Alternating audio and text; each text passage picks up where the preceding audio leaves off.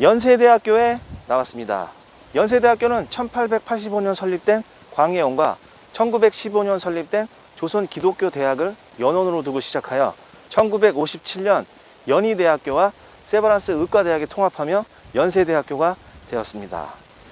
뒤에 디귿자 형태로 건물 3개가 있습니다. 왼쪽은 스팀슨관으로 1920년, 가운데 언더우드관은 1925년, 오른쪽 아펜젤러관은 1924년에 설립된 우리나라에서 가장 오래된 대학 건물입니다. 모두 대한민국 사적으로 지정되어 있습니다.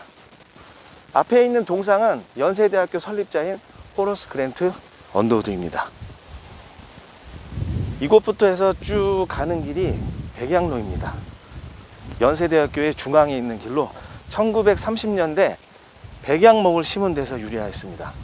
1960년대가 되자 나무의 수명이 닿으면서 베어버리고 현재의 은행나무로 대체하였습니다. 앞에 백양목 한 그루가 남아 있습니다. 연세대학교 정문으로 가보겠습니다.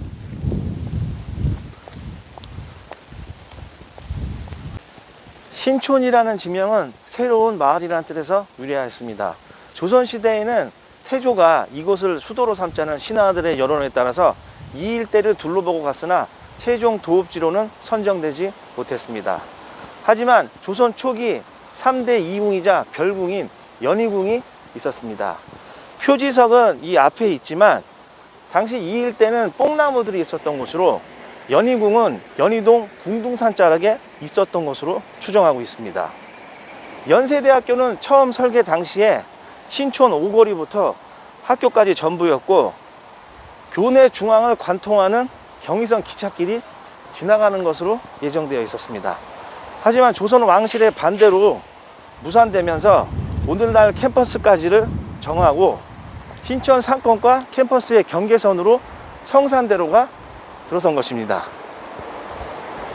만약에 학교가 신촌 오거리까지 전부였다면 오늘날의 신촌 상권은 굉장히 규모가 작았을 것으로 생각됩니다.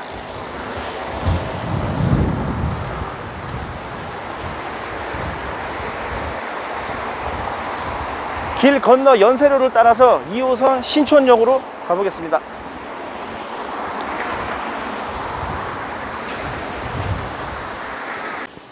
신촌이 오늘날과 같은 모습으로 발전하는데 크게 기여했던 것은 일제시대에 설립된 대학입니다.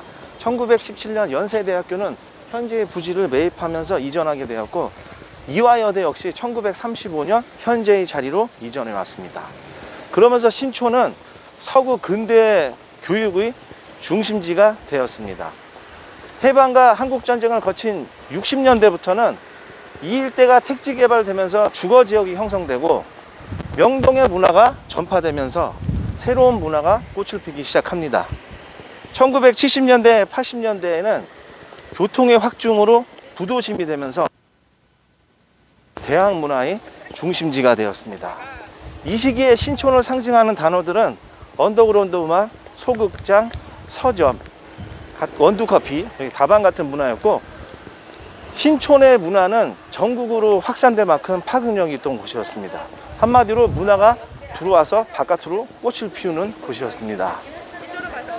1980년대 2호선의 개통으로 교통망의 확충과 유동이 더욱 증가하면서 신축 건물과 개축 건물이 들어서고 상업지역으로 급성장하기 시작합니다. 당시에 이대는 패션의 메카였고 신촌은 문화예술의 중심지였습니다. 저도 80년대 중고등학교 시절에는 신촌을 많이 왔습니다. 저와 비슷한 연배 되신 분들도 기억하실 거예요. 당시에 신촌은 서점과 레코드 가게 등이 있었고 대학이라는 그 목표와 낭망이 있던 곳이었습니다. 자연스럽게 당시에 중고등학생들은 졸업하면 신촌 상권을 이용하는 잠재적인 수요층들이었습니다. 90년대 들어서 신촌의 대학 문화와 청년 문화는 소비 문화로 대체되면서 여러 가지로 변화하기 시작합니다. 기존에 있던 서점과 소극장 등은 사라지고 클럽이 많이 증가했습니다. 그 중심에는 락카페가 있었습니다. 락카페는 기존에 있는 그 나이트클럽과는 다르게 일반 음식점으로 분류되어 있어서 테이블에 앉아서 술을 마시고 있다가 음악이 나오면 탁자에서 이렇게 춤을 추는 형태로 되어 있었습니다. 그리고 단속이 나오면 문을 닫고 다시 또 손님이 들어오고 나가고 뭐 그런 형태였었는데, 락카페는 신촌에만 있었던 건 아니고 경희대학교에도 있었고 또 다른 대학교에도 있었고 강남에도 있었습니다. 그 차이점은 강남은 양주 중심이었고 신촌은 안주와 술을 팔았고 가까이 있는 홍대는 저렴한 비용으로 이용할 수 있는 곳이었습니다. 그러면서 자연스럽게 그 홍대의 클럽 문화가 태동을 하는데, 홍대의 클럽 오늘날의 그 문화는 신촌에서부터 시작된 거예요. 그렇게 시간이 흐르면서 1996년 이 신촌 상권에 커다란 변환점을 일으키는 사건이 발생됩니다. 그 락카페 롤링스톤즈에서 화재가 나면서 12명이 사망하는 일이 벌어졌습니다.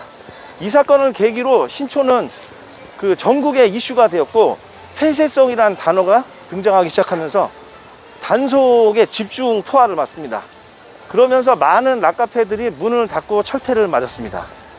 자연스럽게 이제 홍대로 넘어가는 분위기였고, 또 2000년대를 넘어서부터는 급격한 임대료 상승으로 기존에 있던 상인들이 이탈하면서 프랜차이즈 업체들이 대로변을 중심으로 들어오게 됩니다. 그리고 홍대를 비롯한 그 다른 상권들에 생기고, 또 연세대학교 저학년들이 송도로 이전을 하면서 그들의 소비 문화가 없어지면서 또 상권의 위축이 되기 시작하면서 오늘날까지 이어져 오고 있습니다. 현재 신촌 상권은 연세로를 중심으로 한 대로변의 판매 매장과 왼쪽 골목은 먹자골목, 오른쪽은 명물거리라고 해서 이화여대까지 연결되어 있는 상권으로 나눠져 있습니다. 연세로 중심에는 판매 매장 위주로 되어 있는데, 지금 코로나로 인해서 소매업 위주의 상권들이 굉장히 어려움에 처해 있습니다. 그런데 이 연세로가 의외로 공실 비중이 적게 되어 있습니다. 와보세요 한번. 여기 건물 시세는 제가 서 있는 곳을 중심으로 해서 위쪽이 상업지역이고 아래가 주거지역인데, 이 연세로는 평당 1억 5천에서 3억으로 되어 있습니다. 이곳에 건물을 가지고 계신 분들하고 얘기해보면 팔면 뭐하냐, 다른 데 갈 곳은 있냐, 그냥 임대료 받으면서 물려주겠다 하시는 분들이 많이 있습니다. 또 신촌 상권을 잘 모르시는 분들은 왜 이렇게 건물 가격이 비싸 하시는 분들이 있는데, 그것은 전성기 때를 못 봐서 하시는 말씀드리고, 이 신촌 상권은 역사와 전통이 있는 아주 오래된 상권입니다. 강남과 비교해 봤을 때 한 5년 전만 해도 강남 지역에 6호선, 9호선 라인 이면은 평당 5천 이하였고요. 대로변도 7, 8천 하던 수준이었습니다. 근데 그 같은 기간 동안 신촌은 상승폭이 굉장히 작기 때문에 그런 말씀들을 하시는 것 같습니다.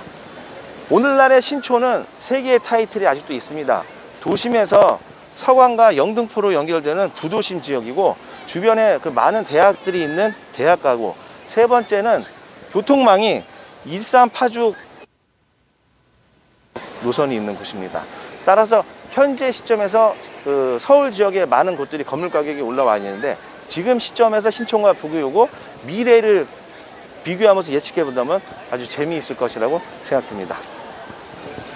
저 왼쪽에 명물 먹자골목 쪽으로 가보겠습니다.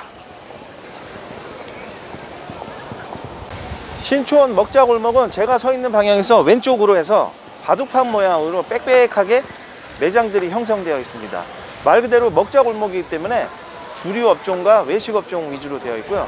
치킨집, 곱창집, 고깃집, 맥주집 등이 많은 곳이고, 횟집은 의외로 굉장히 적습니다.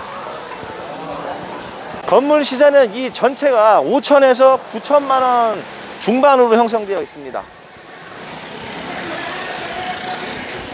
지금 코로나로 인해서 서울 시내 대학 상권들이 굉장히 어려움에 처해 있는데, 그나마 이 신촌 상권은 다른 대학 상권과 비교했을 때 양호해 보입니다.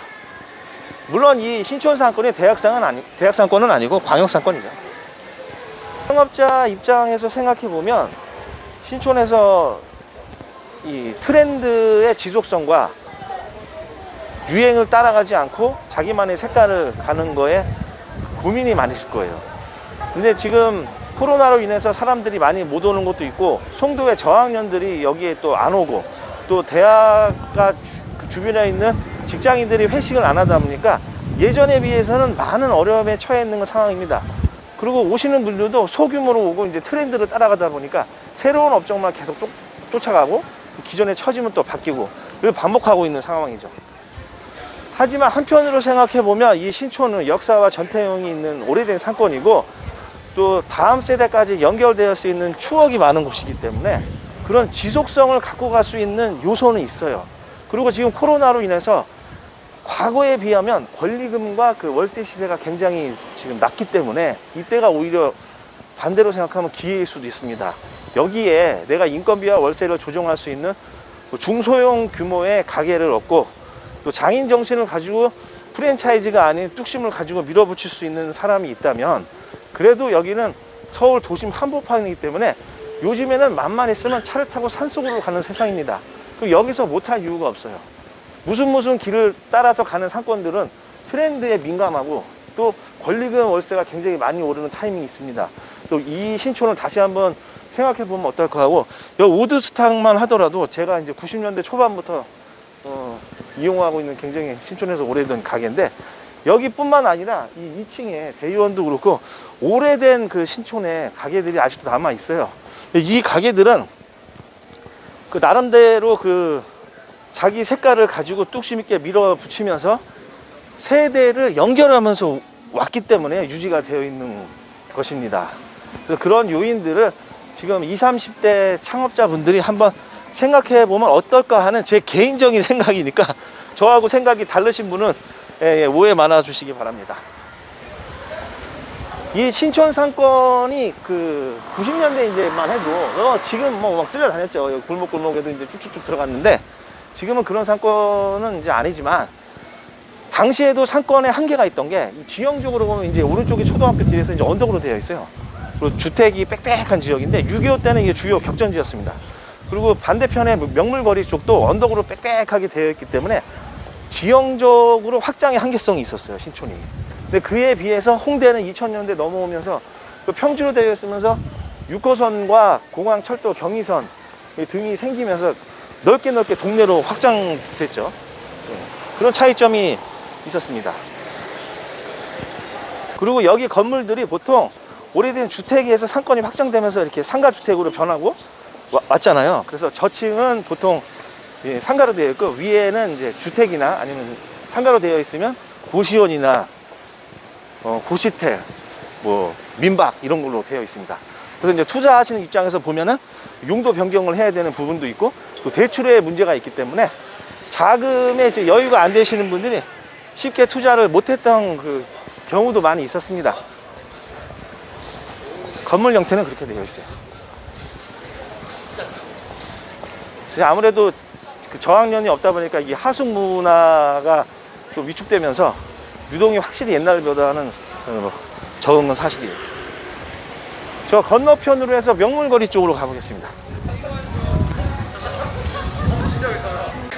명물거리는 예전에는 이쪽부터 시작해서 이화여자도 한껏까지 연결되어 있었습니다. 그래서 거기서 쇼핑을 하고 이쪽으로 넘어와서 외식과 유흥을 이용했던 곳인데 지금은 이제 코로나 여파도 있지만 상권이 좀 단절되어 있는 상황입니다.